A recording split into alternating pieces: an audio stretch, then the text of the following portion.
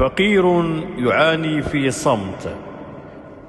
أعاني في صمت دون تبيان، لا أظهر معاناتي لإنسان، أصلح ذات البين بين الجيران.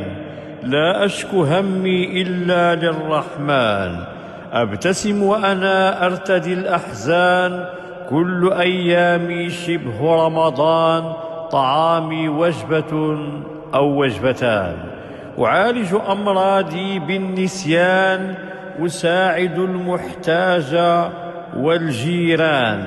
وأصفح عن ظالم سكران، أبيع ولا أغش في الميزان، ولا أزيد في الأثمان. لا أستقر في مكان، لأنني لا أتوفر على دكان. أجمع سلعتي في المساء عند الأذان، أستقبل